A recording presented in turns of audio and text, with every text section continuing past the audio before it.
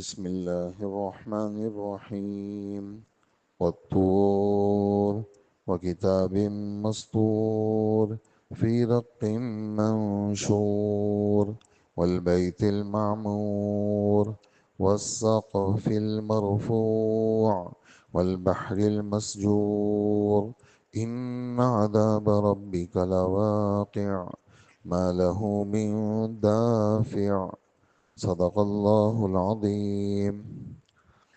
سورہ طور مکی سورت ہے، ہجرت سے پہلے مکہ مکرمہ میں نازل ہوئی اور 49 آیتیں ہیں اور 2 رکوع ہیں اس کے اندر۔ اس کی 8 آیتیں آپ حضرات نے سنی۔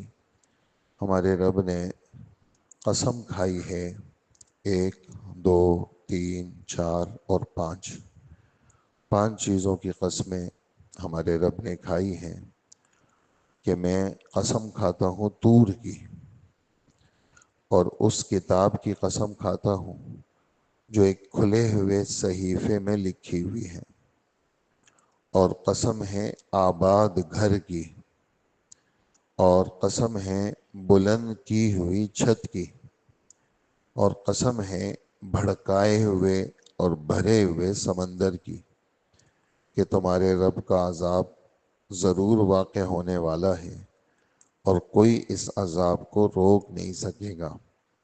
یہ ان آیتوں کا لفظی ترجمہ ہے، اور یہ والی بات کچھ باتیں سن لیجئے ذرا۔ طور ہر اس پہاڑ کو کہتے ہیں جس پہ درخت اگتے ہیں، اور یہاں پر اور یہ لفظ عربی لفظ نہیں ہے بلکہ عبرانی زبان کا لفظ ہے۔ جیسے ہماری زبانیں الگ الگ ہیں، ایسے ہی وہاں کی زبانیں بھی الگ ہیں، کچھ عربی زبانیں ہیں، کچھ غیر عربی ہیں، تو عبرانی زبان کا لفظ ہے۔ اور مراد یہاں پر وہ طور ہے، طور سینین، جیسے والتین والزیتون وطور سینین۔ مدین کے علاقے میں جو پہاڑ ہے جہاں اللہ پاک نے حضرت موسیٰ علیہ السلام کے ساتھ ہم کلام ہوئے تھے، وہ پہاڑ مراد ہیں۔ اور کتابوں میں یہ والی بات بھی آتی ہے کہ 4 پہاڑ جنت کے ہیں جو اللہ نے دنیا میں بھیجے ہیں۔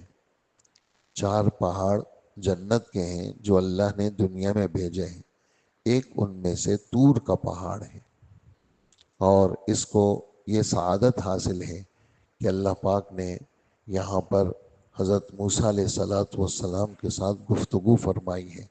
حضرت موسیٰ علیہ السلام کلیم اللہ بنے ہیں، اور قسم میں اس بات کی طرف اشارہ ہے کہ یہ وہ جگہ ہے جہاں ایک نبی کو آسمانی احکامات ملے ہیں۔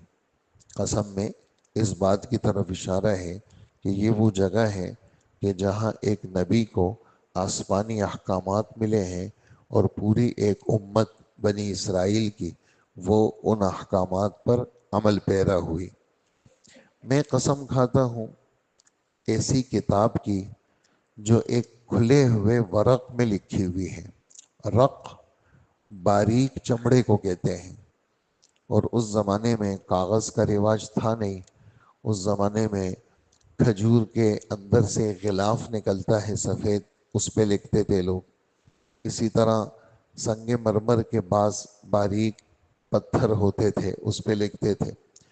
ایسے ہی باریک چمڑا، جیسے جانور کا چمڑا ہو، بکری کا، باریک بالکل، اس کو سکھا کر کے اس پہ لکھتے تھے۔ تو اصل تو اس کا یہ ترجمہ ہے، اور سمجھانے کے لیے اس کا ترجمہ کاغذ سے بھی کیا ہے کہ اور منشور کے معنی آتے ہیں کھلا ہوا۔ میں قسم کھاتا ہوں ایک ایسی کتاب کی جو کہ ایک کھلے ہوئے کاغذ میں لکھی ہوئی ہے۔ کیا مراد ہے اس سے؟ 2 مطلب اس کے لیے ہیں۔ ایک مطلب تو اس کا قرآن پاک لیا ہے کہ میں قرآن کی قسم کھاتا ہوں۔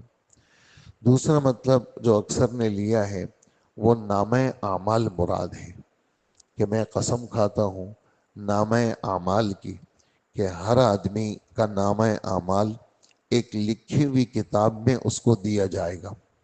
15واں پارہ، اس کا دوسرا صفحہ، اس دوسرے صفحے کے آخر میں اللہ پاک فرماتے ہیں ہر وَكُلَّ إِنسَانٍ أَلْزَمْنَاهُ طَائِرَهُ فِي عُنُقِهِ وَنُخْرِجُ لَهُ يَوْمَ الْقِيَامَةِ كِتَابًا، اس کا عمل نامہ ہم قیامت کے دن نکالیں گے، یلقاہ منشورا، وہ کتاب اس کے سامنے ہر فرد کا عمل نامہ کھلا ہوا دیکھے گا، اور اللہ پاک اس کو فرمائیں گے اقرأ کتابک، تو خود اپنے عمل نامے کو پڑھ لے، کفا بنفسک الیوم علیک حسیبا، حساب لینے کے لیے تو خود ہی کافی ہے، تو خود دیکھ لے کہ بالغ ہونے کے بعد سے مرتے دم تک تو نے کیا کیا، یہ تیرا عمل نامہ ہے۔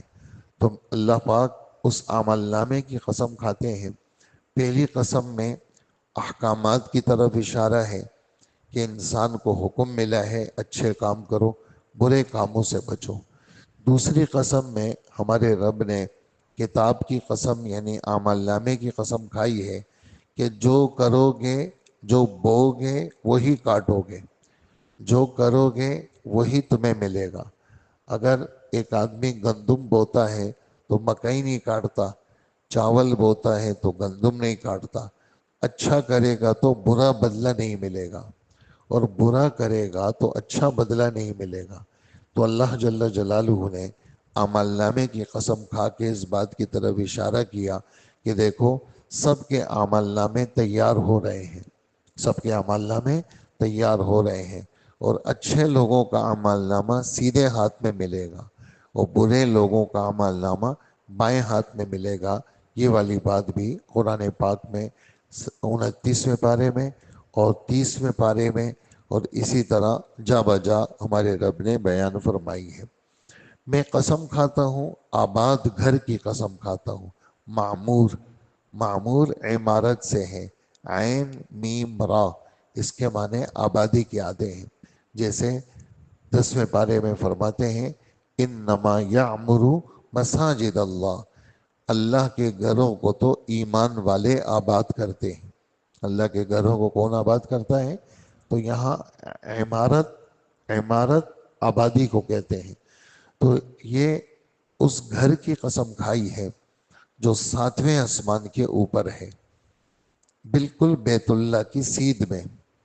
اور حضور صلی اللہ علیہ وسلم فرماتے ہیں میں نے دیکھا کہ 7ویں آسمان کے اوپر ایک گھر ہے کہ جس کے ساتھ حضرت ابراہیم علیہ السلام نے ٹیک لگائے ہوئے ہیں۔ بھئی ابراہیم علیہ السلام نے وہاں کیا ٹیک کیوں لگایا؟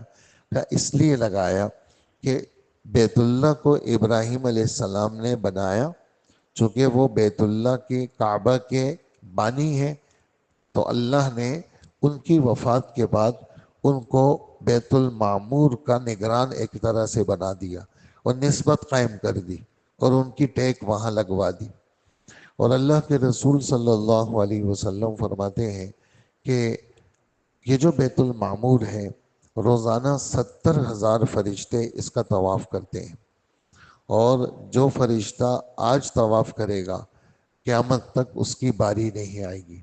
تو یہ تیسری قسم ہمارے رب نے بیت المعمور کی کھائی ہے کہ میں بیت المعمور کا وہ کرتا ہوں، تو یعنی قسم کھاتا ہوں، یعنی آخرت بالکل پکی اور یقینی ہے، اس میں شک شبے کی کوئی گنجائش نہیں ہے۔ اور بیت المعمور کے قسم کھانے میں اس کی طرف بھی اشارہ ہے کہ فرشتے جو اللہ پاک کی طرف سے مکلف نہیں ہیں، مکلف میں اور آپ ہیں، یعنی ہمارے ذمے ہے نماز پڑھنا، ہمارے ذمے ہے گناہوں سے بچنا، فرشتوں کی تو پیدائشی عبادت کے لیے ہے۔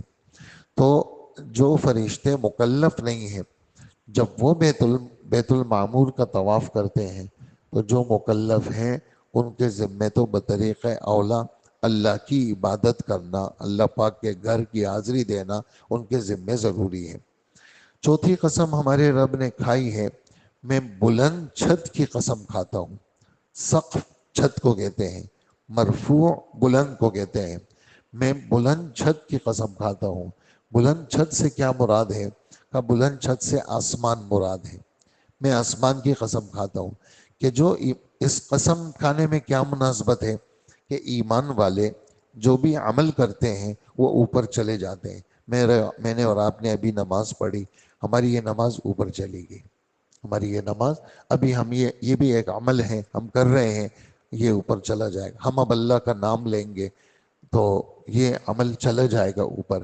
اور دلیل اس کی قرآن پاک کی آیت ہے 22 پارے کی، الیہ یصعد الکلم الطیب، پاکیزہ کلمات اللہ کی طرف بلند ہوتے ہیں. جب آدمی اللہ کا نام لیتا ہے تو یہ سیدھے عرش پہ جاتے ہیں. حدیث مبارک میں آتا ہے جب آدمی کلمہ پڑھتا ہے تو یہ کلمہ عرش کے چاروں طرف گھومتا ہے، چکر لگاتا ہے. اور یہ بھی آتا ہے کہ عرش کے پاس ایک ستون ہے، وہ حرکت میں آ جاتا ہے. تو اللہ پاک کو تو پتہ ہے یہ کیوں حرکت میں آیا، اے ستون تو کیوں ہل رہا ہے؟ کہا زمین پر فلانے بندے نے کلمہ پڑھا ہے، اس کی ابھی تک بخشش نہیں ہوئی. تو اللہ پاک فرماتے ہیں تو رک جا، میں نے اس کو بخش دیا. تو یہ بلندی کی طرف اشارہ ہے. میں بلند آسمان کی قسم کھاتا ہوں تو یہ ہمارے اعمال سارے اوپر جاتے ہیں. اور پانچویں قسم ہمارے رب فرماتے ہیں میں قسم کھاتا ہوں بھڑکائے ہوئے سمندر کی. بھڑکائے ہوئے مطلب اس کے کافی ترجمے ہیں، ایک ترجمہ اس کا یہ بھی ہے وَإِذَا الْبِحَارُ سُجِّرَتْ اِذَا الشَّمْسُ كُوِّرَتْ میں ہے کہ قیامت میں سمندروں میں آگ لگ جائے گی، جتنے سمندر ہیں وہ سب آگ بن جائیں گے. اور یہ بھی آتا ہے بعض احادیث میں کہ جو دوزخ ہے یہ سمندر اللہ دوزخ بنا دیں گے. یہ جو سمندر ہے یہ دوزخ ہے. اور حضرت علی رضی اللہ تعالی عنہ نے، ایک یہودی پوچھتے ہیں حضرت علی سے کہ دوزخ کہاں ہے؟ تو حضرت علی نے کہا یہ سمندر ہے دوزخ. اس لیے اور پھر یہ آیت پڑھی کہ میں قسم کھاتا ہوں کس چیز کی؟ میں قسم کھاتا ہوں بھڑکائے ہوئے سمندر کی کہ یہ بھڑک جائے گا. اس میں کس کی طرف اشارہ ہے؟ جیسے نیک لوگوں کے اعمال اوپر جاتے ہیں تو برے لوگ وہ دوزخ میں جائیں گے، وہ نیچے رہیں گے. تو یہ سب قسموں میں آپ نے دیکھ لیا کچھ نہ کچھ مناسبت میں نے پیش کر لی. اور جواب قسم کیا ہے کہ میں ان سب باتوں کی قسم کھا کے تیرے رب کا عذاب ضرور آئے گا. تیرے رب کا عذاب ایسا نہیں ہے کہ آسمان اور زمین ہمارے رب نے پیدا کر لیا اور بھئی اندھا قانون ہے بھئی کچھ نہیں ہوگا. نہیں، ایسا نہیں ہے. ایک چھوٹا ذرہ برابر بھی کچھ کیا اچھا تو بدلہ ملے گا اچھا، برا تو بدلہ ملے گا برا. اس لیے اندھا قانون نہیں ہے، سب بالکل صاف ستھرا ممتاز بالکل کلیئر معاملہ ہے. اس لیے آدمی کو بچ بچ کے رہنا چاہیے، گناہوں سے بچنا، نیکیوں میں لگنا اور قرآن کے ساتھ جڑنا اور دین کے ساتھ جڑنا، دین کی محنت کے ساتھ جڑنا، لوگوں کو تیار کرنا، لوگوں کو اللہ کی طرف بلانا، مسجدوں کو آباد کرنا. اور پورے 24 گھنٹے جیسے اب سے لے کر کل صبح تک ہر لمحہ گناہ سے بچنا. ہاں جیسے فجر ہے تو صبح صبح ایک عہد کر لیں ہم سب، آج کا پورا دن رات تک ہر گناہ سے بچوں گا، ہر بد نظری سے بچوں گا اور ہر نیکی کی کوشش کروں گا، ہر نیکی میں آگے بڑھوں گا. چونکہ موت کا تو پتہ ہی نہیں ہے، کوئی کسی وقت بھی آ جائے. اور ہے یقینی، جیسے تیرے رب کا عذاب یقینی تو موت بھی یقینی، آخرت بھی یقینی، پیشی بھی یقینی. ما لہو من دافع، اس عذاب کو دور کرنے والا اللہ کے سوا کوئی بھی نہیں، کوئی اس کو ہٹا نہیں سکے گا اور کوئی بچ نہیں سکے گا. اسی پر ہم سبق ختم کرتے ہیں اور آج صبح سے ہم عہد کر لیں رات تک ہم کوئی گناہ نہیں کریں گے. رات بھی پردے کے ساتھ اللہ ہمیں سلا دے اور پھر فجر میں اللہ ہمیں حاضری کی توفیق دے دے. اور کوشش اس بات کی کریں کہ صبح صادق سے گھنٹہ ڈیڑھ پہلے اٹھنے کی کوشش کریں. اللہ نے راحت دی ہے، فوراً فجر کے بعد ڈیوٹی نہیں لگتی. اللہ موقع دے دیتے ہیں سونے کا کہ بھئی دیر سے کام پہ جانا ہوتا ہے. بہت سارے لوگوں کے کام ہی گھر میں ہیں، آفس ان کا گھر میں ہی ہوتا ہے تو وہ گھر میں ہی اپنا کام کر رہے ہوتے ہیں. یہ سب راحتیں ہیں اللہ کی طرف سے، اس لیے ان راحتوں سے فائدہ اٹھائیں. ہاں بہت سارے لوگ کام ہی نہیں ہے، کوئی بچوں نے سنبھال لیا میں فارغ ہوں تو اس کا کیا کام ہے؟ بجائے اس کے موبائل میں لگے، ادھر ادھر کی حرکتوں میں لگے. اس کو چاہیے کہ وہ اللہ کے سامنے دبے، اللہ کے دین میں لگے، دین کی محنت میں لگے، کوشش کرے. اس وقت کو فالتو نہ سمجھے. کیوں؟ بلاوا کسی وقت بھی آ سکتا ہے اور پھر جب جائیں گے تو خوشی خوشی جائیں گے. ورنہ اگر اچانک کی پکڑ آ گئی تو پھر غمگین ہو کے جائیں گے اور کہیں گے کہ ہائے افسوس، تھوڑا سا موقع اور مل جاتا کہ میں نیک عمل کر لیتا۔ اللہ پاک ہمیں عمل کی توفیق عطا فرمائے۔ اللہم صلی علی سیدنا مولانا محمد وآلہ واصحابہ اجمعین۔ اے اللہ ہمارے گناہوں کو معاف فرما، ہماری مغفرت فرما، ہماری فجر کی حاضری قبول فرما، فتنوں سے ہمیں بچا لے اللہ، خیر کا معاملہ فرما لے اللہ، ہم پہ پردہ ڈال دے، دنیا آخرت کی بدنامی سے بچا لے اللہ پاک، ہمارے دل دماغ سے ہر ادھر ادھر کی فکر ختم فرما، ہمیں فکر آخرت خوف خدا نصیب فرما اللہ، خیر کا معاملہ فرما اللہ، جو بھی معاملات ہیں سب میں آسانی کر دے اللہ پاک، ہر مشکل کو آسان کر دے۔ ہم دین اور دنیا اور آخرت میں آپ سے آسانی اور عافیت کی درخواست کرتے ہیں، ہماری دعاؤں کو قبول فرما۔ وصلی اللہ وسلم علی نبینا محمد وآلہ واصحابہ اجمعین برحمتک یا رب۔